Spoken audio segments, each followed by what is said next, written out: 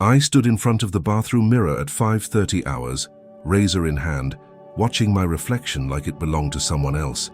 15 years since I'd left the Marines, and I still couldn't sleep past dawn. My hand trembled slightly as I brought the blade to my jaw, not from fear but from something I couldn't quite name, something that lived in the space between waking and sleeping, between then and now. "David, you okay in there?" Sarah's voice drifted through the door, soft and careful. That was new, that carefulness. Or maybe it wasn't new at all. Maybe I'd just stopped noticing when it started. "Yeah, babe, just getting ready." I forced my voice to sound normal, whatever that meant anymore. The date glowed on my phone screen, November 11th, Veterans Day. In about 3 hours, I'd be standing in front of a crowd at the local VFW hall in Richmond, Virginia, giving the same speech I gave every year, thanking the community for their support, talking about service and sacrifice, smiling for photos with eager young recruits and their proud parents, playing the part of the well-adjusted veteran who'd successfully transitioned back to civilian life. I finished shaving and splashed cold water on my face, studying the lines that had appeared around my eyes. At 42, I looked older than my years. The mirror reflected back a man who'd carried too much for too long, though I'd never admit that out loud. When I emerged from the bathroom, Sarah was standing by the window in her robe, watching the November rain streak down the glass. Our house in the Richmond suburbs was quiet, too quiet sometimes. Our daughter Emma was away at college in North Carolina, and our son Jake was spending the weekend at his friend's house. It was just us, alone with the silence I'd learned to fill with routines and responsibilities. "Coffee's ready," Sarah said without turning around. "I made that dark roast you like." "Thanks." I moved to grab my suit from the closet, the navy one I wore for these civic events. Sarah turned then, and I caught her watching me with those green eyes that had first captivated me at a coffee shop near Camp Lejeune 20 years ago.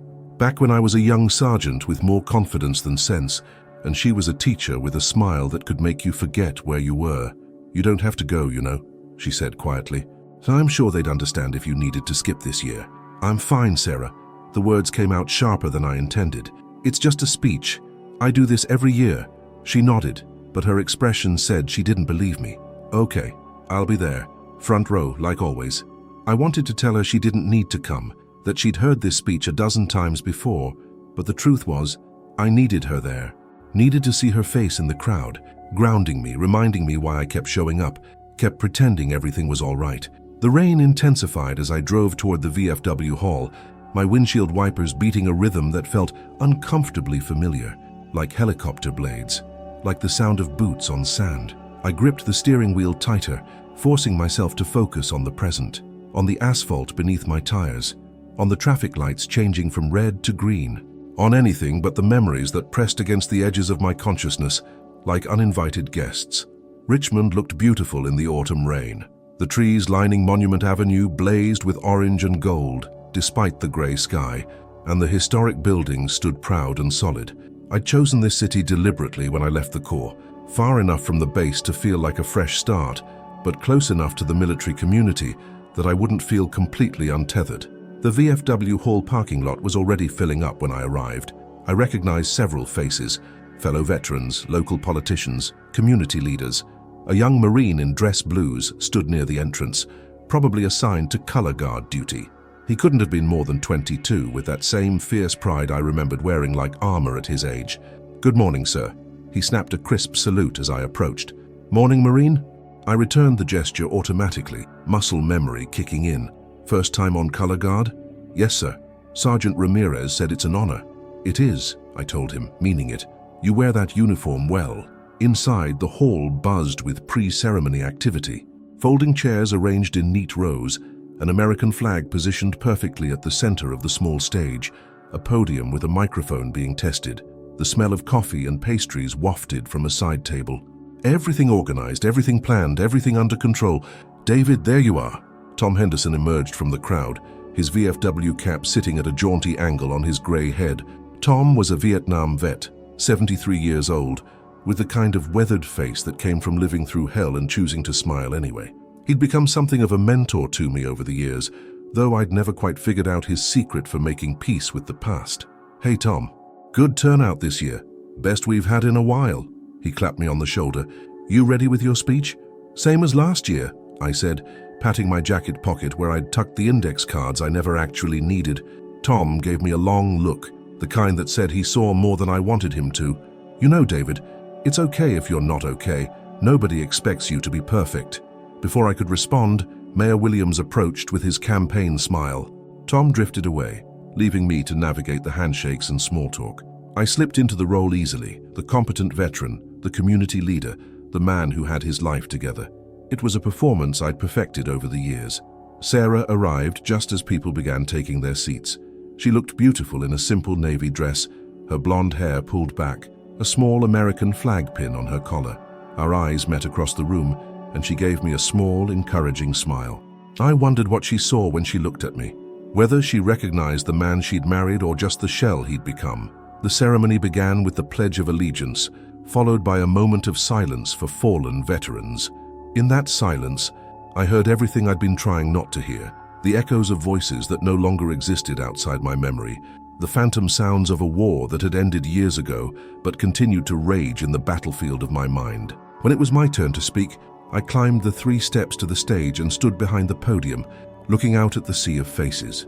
Veterans and civilians, young and old, all gathered to honor service and sacrifice. I began the speech I'd given 100 times before, my voice steady and confident, hitting all the right notes about duty and honor and the debt we owe to those who serve. But halfway through, something shifted. Maybe it was the rain drumming harder against the windows. Maybe it was the young Marine's eager face in the front row. Maybe it was Sarah's concerned expression or Tom's knowing eyes. Whatever it was, the carefully constructed walls I'd built around the truth began to crack. My voice faltered mid-sentence. The room seemed to tilt slightly, and for a moment, I wasn't in Richmond anymore. I was back in Fallujah, sand in my teeth, the weight of my rifle familiar in my hands, the smell of smoke and fear so real I could taste it. I gripped the edges of the podium, forcing myself to breathe, to stay present. I apologize. Could I have a moment? The silence that followed felt like judgment, though when I looked up, I saw only concern. Sarah had half risen from her seat. Tom nodded slowly, encouragingly. The young Marine watched with an expression I recognized, the fear that heroes aren't supposed to be human. I took a breath. You know what? I'm going to be honest with you all today, because I think maybe it's time. The words surprised me even as I spoke them. This wasn't the speech I'd prepared. We talk a lot about service on days like today, about sacrifice and duty and honor, but there's something else we don't talk about enough, the cost. Not just the obvious costs, the lives lost, the bodies wounded, but the invisible costs, the parts of yourself you leave behind in the sand, and the heat and the chaos. The room had gone completely silent. Even the rain seemed to quiet. I came home 15 years ago. I came home to my wife and my kids and this beautiful city and a good job. I came home to safety and peace and everything I'd fought for. But part of me never left. Part of me is still there, still carrying my fallen brothers, still hearing the sounds that won't stop echoing. I saw Sarah's hand cover her mouth, tears beginning to streak down her face, but I couldn't stop now. My wife asked me this morning if I was okay. I told her I was fine, but that was a lie. I'm not fine. I haven't been fine for a long time, and I'm tired of pretending otherwise.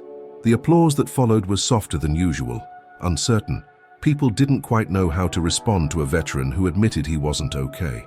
As I stepped down from the stage, my legs felt unsteady, like I'd just crossed some invisible threshold from which there was no return. Tom intercepted me before I could reach Sarah. "That took guts, son," he said quietly, his weathered hand firm on my shoulder. "I don't know what came over me," I admitted, watching Sarah make her way through the crowd.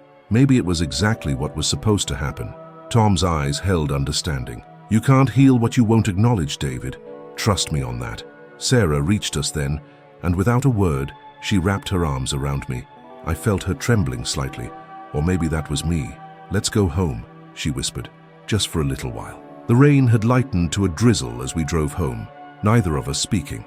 Sarah's hand found mine on the center console. How many times had she reached for me like this, only to find me somewhere far away, trapped in memories I couldn't escape? Our house felt different when we walked in, or maybe I felt different. The carefully maintained normalcy I'd worked so hard to project suddenly seemed hollow. Sarah hung up our coats while I stood in the foyer, uncertain what to do next. "Coffee?" Sarah asked, her voice gentle. "Yeah, thanks." I followed her into the kitchen, Sarah had spent years making this house a home. Photos on the walls chronicling Emma and Jake's growth, magnets from family vacations on the refrigerator, evidence of a life lived, of moments accumulated. She poured 2 cups of coffee and sat down at the kitchen table, gesturing for me to join her. I did, wrapping my hands around the warm mug, focusing on the heat seeping into my palms. "How long have you known?" I asked finally. "That I wasn't okay?" Sarah took a long sip of her coffee before answering. "From the beginning, I think, or at least from the first time you woke up screaming and wouldn't tell me why, but I didn't know how to help you. Every time I tried to talk about it, you'd shut down. So, I learned to stop asking." The words hit harder than any accusation could have. She was right. I'd trained her to stop caring, to accept my silence as normal. "I'm sorry," I said, the words inadequate, but necessary. "I thought I was protecting you, protecting the kids. By shutting us out." There was no anger in her voice, just sadness. "David, we've been married for 20 years. I've watched you disappear a little more each day, and I didn't know how to reach you. Do you have any idea how terrifying that is? Loving someone who's slowly becoming a ghost?" I set down my coffee cup. "I didn't know it was that bad. You wake up most nights. You stand at the window for hours. You flinch at loud noises. You go through the motions of living, but you're not really here." She reached across the table, taking my hand. "And this morning, when I asked if you still heard them, I saw your face. You do, don't you? You still hear them." The question hung between us, demanding honesty I'd refused to give for years. "Yes," I whispered. "I hear them all the time. Rodriguez calling for help, the sound of the explosion, the silence after. I hear all of them, Sarah, like they're still here, like they never left." "Who are they?" she asked softly. It was a simple question, but no one had ever asked me before. "My squad, 2nd Platoon, Alpha Company. We were doing house-to-house searches in Fallujah in 2004. Rodriguez was our point man. Best instincts I've ever seen. Martinez was our radio operator, always had a joke ready. Chen was the youngest, just 19, wanted to be an engineer when he got out." Sarah listened without interrupting, her hand steady in mine. "We'd been operating in the same sector for 2 weeks. We knew the streets, knew the houses, but intel said there was a weapons cache in a building we'd already cleared. High-value target, so we went back. I could see it all so clearly. Rodriguez went in first, like always, then Martinez and Chen. I was bringing up the rear with 3 other Marines, and then the sound of the explosion echoed in my memory. IED, hidden in the walls. The whole building came down. We pulled them out, but..." "Oh, David," Sarah's voice broke. "I'm so sorry. 3 men dead because I made the call to go back into a building we'd already cleared. 3 families destroyed because I trusted bad intelligence." The guilt pressed down on my chest. Their names are on the wall in DC, but they're also carved into my soul. Every day I wake up and they're still dead. Every day I have to live with the fact that I led them in there. "It wasn't your fault," Sarah said firmly. "You were following orders. You couldn't have known. I was their sergeant. It was my job to keep them safe, and I failed." We sat in silence for a long moment, the weight of 15 years of unspoken grief filling the space between us. Outside, the sun broke through the clouds briefly before disappearing again. "What happened after?" Sarah asked. "I mean, I know you finished your tour and came home, but what happened inside you?" I thought about how to explain it. At first, I was just focused on surviving, finishing the deployment, getting home to you and Emma. I thought if I could just make it home, everything would be okay. But when I got here, I realized the war hadn't ended. Not for me. It just moved inside my head. "Why didn't you tell me?" "Because you were so happy to have me back. Emma was 2 years old and she barely remembered me. You were pregnant with Jake. You needed me to be okay, so I pretended I was. And then pretending became a habit." Sarah stood up and came around the table, pulling her chair next to mine. "I didn't need you to be okay, David. I needed you to be honest. I needed my husband, not some version of him playing a role. I didn't know how to be anything else. And now I think I need help," I said. "Real help, not just showing up to a couple of VA appointments and convincing myself I'm fine." Sarah pulled me into a hug. "We'll figure it out together. But no more silence, David. No more pretending. If we're going to fix this, I need you to let me in." The doorbell rang, interrupting the moment. Tom's distinctive rumble came from the door, and a moment later, he appeared in the kitchen doorway. "Hope I'm not intruding," he said. "Wanted to check on you both." "We're okay," I said, though the words felt strange. Tom pulled out a chair and sat down without being invited. "You know, David, What you did today, that was the bravest thing I've seen in a long time. I fell apart in front of 100 people. No, you told the truth in front of 100 people. There's a difference. Tom leaned back in his chair, cradling his mug. After I came home in '73, I spent 20 years trying to outrun the ghosts. Worked construction, drove trucks, moved from city to city thinking geography would solve what was in my head. Lost 2 marriages in the process, pushed away my kids. What changed? I asked. Finally, a doctor at the VA looked me straight in the eye and said, "Tom, you can keep running or you can stop and fight, but you can't do both." That's when it clicked. I'd survived a war, but I was losing the battle with myself, so I stopped running. Started going to therapy, joined a support group, actually took the medication instead of flushing it down the toilet. How long did it take? Tom smiled ruefully. Still taking it, if I'm honest, but the worst of it? Maybe 2-3 years before I could sleep through the night. 5 before I could hear fireworks without hitting the deck. It's different for everyone, but the key is you have to actually do the work. We talked for over an hour, Tom sharing stories he'd never told me before. Sarah asked questions, trying to understand what the path forward might look like, and I listened, feeling something I hadn't felt in years, hope. When Tom finally left, Sarah and I found ourselves alone again with the weight of everything that had been said. I should call the VA, I said, pulling out my phone. Make an appointment with a counselor. A real one this time. It's Sunday, but you can call first thing tomorrow. And David, I'm going with you. Not to the appointments themselves, but to the VA. I want to understand how to support you better. My phone buzzed with a text. Emma, heard about what happened at the VFW. Are you okay, Dad? We need to talk. I showed the text to Sarah. News travels fast. Emma's 20, she's not a child anymore. Maybe it's time she understood why her dad was always a little distant. I typed back, I'm okay. Better than I've been in a while. Can we video chat later? Her response came immediately. Yes. 7 p.m. At 7, we set up the laptop on the kitchen table for the video call. When Emma's face appeared on the screen, I was struck by how much she looked like Sarah. The same green eyes, the same determined jaw. Hi, Dad. What happened today? Jessica's mom said you kind of broke down during your speech. I took a breath. I wouldn't call it breaking down exactly. More like finally being honest about something I should have talked about years ago. And so I told her. Not everything. There were details no daughter needed to hear, but enough. About my squad, about the explosion, about the guilt and the nightmares, and the 15 years I'd spent trying to be fine when I wasn't. Why didn't you ever tell me? She asked when I finished. Because I wanted to protect you, because I thought being a good father meant not burdening you with my problems. That's stupid, Dad. The bluntness was so typically Emma. You know what I study, right? Psychology. We literally learn that suppressing trauma makes everything worse. You should have talked to someone years ago. I know that now.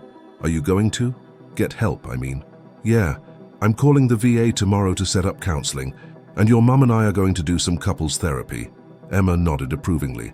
Good, because honestly, Dad, you've seemed like you've been running on autopilot for as long as I can remember. I love you, but it's like you're never fully there. Her words stung because they were true. I'm sorry, Emma. I'm going to do better. I know you will. And Dad, it doesn't make you weak to need help. It actually makes you brave. After we said goodbye, I felt both lighter and heavier. Lighter because the secret was out. Heavier because I was beginning to understand just how much damage my silence had caused. Should we call Jake? Sarah asked. He's probably at his friends playing video games. Let's wait until he gets home tomorrow. This conversation needs to happen in person. That night, lying in bed, I expected the nightmares to come, but instead, I slept more soundly than I had in months. When I did wake around 3 in the morning, Sarah was there. I'm here, she whispered. Go back to sleep. And somehow, I did. Monday morning, I called the VA before I could talk myself out of it. The intake coordinator was professional and understanding, asking questions I'd dodged for years. She scheduled me for an assessment the following week and gave me information about their PTSD program and support groups. Work was strange that day. Several co-workers had heard about my speech. My boss, Greg, called me into his office mid-morning. Dave, I heard about yesterday. Everything okay? I almost gave my standard, I'm fine response, but caught myself. Honestly, Greg, I'm not okay, but I'm working on it. To my surprise, he nodded sympathetically. My brother's a vet, Afghanistan. He struggled for years before he got help. If you need time off for appointments, just let me know. We'll make it work. Jake came home that evening while Sarah was making dinner. At 16, he was all angles and attitude, constantly plugged into his phone. But when I asked him to sit down because we needed to talk, something in my tone made him put the phone away. I told him a version of the story adjusted for his age. Jake listened with wide eyes. "So that's why you're always weird about fireworks," he said when I finished. "Yeah, that's why. And why you get mad when I sneak up on you." "Yeah, buddy. I'm sorry if I ever scared you." Jake was quiet for a moment. "Are you going to be okay?" "I'm going to try to be. It might take some time, but I'm going to try." He nodded slowly, then gave me an awkward side hug that meant more than any words. My assessment at the VA was thorough and exhausting. The psychologist, Dr. Chen, asked detailed questions about my service, my symptoms, my coping mechanisms. "You have classic PTSD symptoms, complicated by survivor's guilt and depression, but the good news is you're here and ready to work on it. That's half the battle." She recommended cognitive processing therapy, group sessions with other veterans, and possibly medication to help with the anxiety and sleep issues. The first group therapy session was the following Thursday. I almost didn't go. Sat in my car in the parking lot for 10 minutes, telling myself I could turn around. But then I thought about Rodriguez and Martinez and Chen, about Emma's disappointment if I quit, about Sarah's patient hope, and I forced myself to walk inside. The group was small, 6 other veterans ranging from Vietnam to Iraq. Tom was there, which helped. The facilitator, a former Army chaplain named Reverend James, opened with a simple question. "What brought you here today?" When it was my turn, I talked about the VFW speech, about finally admitting I wasn't okay. My voice shook, but I got through it. An older vet across from me, Earl, nodded knowingly. "That's the thing nobody tells you about the truth. It's scary as hell, but it's also the only thing that sets you free." Over the next few weeks, I fell into a new routine. Individual therapy with Dr. Chen on Mondays, group sessions on Thursdays, couples counseling with Sarah on Fridays. It was a lot, but it was also progress. Slow, sometimes painful progress, but forward movement. The nightmares didn't stop, but they became less frequent. The hypervigilance didn't disappear, but I learned techniques to manage it. The guilt didn't vanish, but I started to understand that carrying it forever wouldn't honor the men I'd lost. One night, about 6 weeks after Veterans Day, I woke up from a nightmare to find Sarah already awake. "You were talking in your sleep, telling them you were sorry." I sat up. I dream about them sometimes, about being back there. "David, look at me." Sarah took my face in her hands. "You don't have to carry this alone anymore. Every nightmare, every hard day, I'm here. I'm not going anywhere." I kissed her then, really kissed her, in a way I hadn't in years. Not the perfunctory kisses of a couple going through the motions, but a real kiss full of gratitude and love and hope. Christmas came, and for the first time in years, I was actually present for it. Emma and Jake both came home. On Christmas Eve, after the kids had gone to bed, Sarah and I sat by the tree. "You seem different," she observed. "Lighter somehow. I feel different. Not fixed. I don't think I'll ever be fully fixed, but better, like I'm actually living instead of just surviving." In January, I went back to the VFW hall for a regular meeting. One young veteran, recently back from Afghanistan, pulled me aside. "Sir, what you said that day made me realize I needed help too. I've been struggling, but I thought I had to just tough it out. Seeing you admit it wasn't easy, it made it okay for me to ask for help." That conversation stayed with me. Maybe my breakdown hadn't been a failure. Maybe it had been the most important thing I'd done in years. On a cold Sunday in February, Tom and I drove to Arlington National Cemetery. It was something I'd been putting off for over a decade, but Dr. Chen had encouraged me to visit my fallen brothers. We stood together at the grave markers, Rodriguez, Martinez, Chen, all in a row. Tom stayed back while I knelt in the cold grass and finally let myself cry. "I'm sorry I wasn't faster. I'm sorry I couldn't save you, but I'm trying to do better now, to actually live, to be the man you would have wanted me to be. I hope that's enough." The wind rustled through the bare trees, carrying away my words. Saying it out loud felt like a beginning. That evening, I came home to find Sarah in the kitchen making dinner.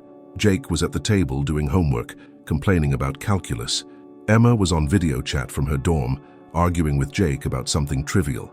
It was messy and loud and perfectly normal. Sarah looked up as I entered. I nodded slightly and she understood. I'd done it. I'd visited them. She came over and hugged me right there in the middle of the kitchen chaos, and I held her tight. "Still hear them?" she asked quietly. "Yeah, but it's different now. They're not screaming anymore. It's more like whispers, reminders, To live, to be present, to honor them by actually being here. She kissed my cheek. That sounds about right. Later that night, lying in bed, I thought about the long road ahead. The therapy sessions that would continue, the hard days that would still come, but also the progress I'd made, the nightmares that were less frequent, the moments of genuine joy I was starting to feel again. Healing wasn't a destination, it was a journey. And for the first time since 2004, I was finally moving forward instead of running in place. Outside, a dog barked. A car drove past, the normal sounds of suburban life. But underneath them I could still hear the echoes, Rodriguez's laugh, Martinez's jokes, Chen's questions, not haunting me anymore, but accompanying me, a reminder of who I'd been, who I'd lost, and who I was becoming. I reached for Sarah's hand in the darkness, and she squeezed back. The war had taken 15 years of my life, but it wouldn't take the rest. That was my choice to make. And finally, after so long, I was choosing to live.